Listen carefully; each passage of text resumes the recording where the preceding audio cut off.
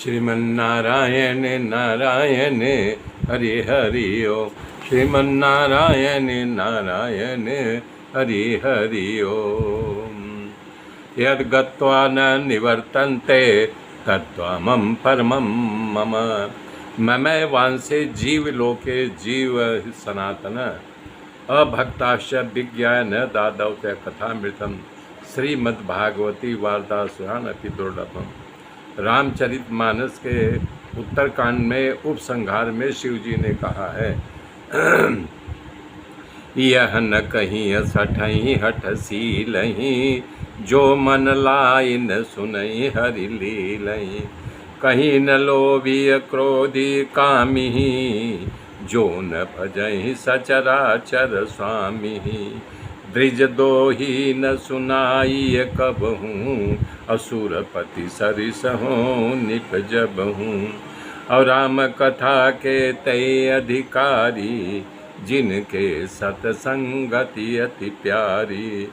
गुरुपद प्रीति नीति रस जयी, द्विज सेवक अधिकारी तेहि। ताकह यह विशेष सुखदाई, जानि पान प्रिय श्री रघुराई।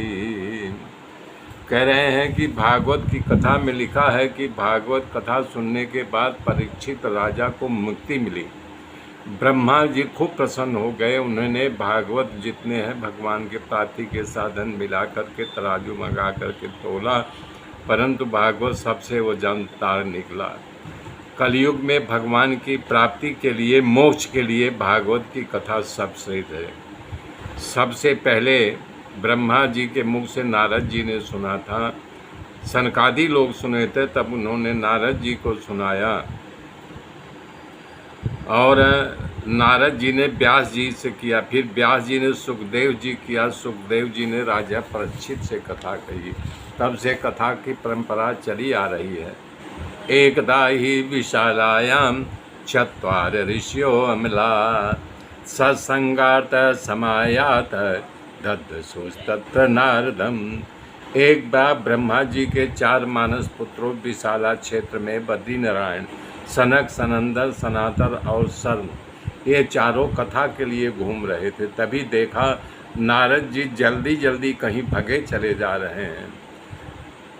त्वरितम गम्यते कुत्र कित्तशागमनम तव। तो उन्होंने कहा रे नारद जी, आप इतने बेहबल होकर के जल्दी जल्दी क्यों भगे जा रहे हैं। नारद जी ने कहा पाखंडी लड़ता संतो विरक्ता सपगृह। संत पाखंडी हो गए हैं, विरक्त वेद धारण करके धन इकट्ठा करने में लगे हैं।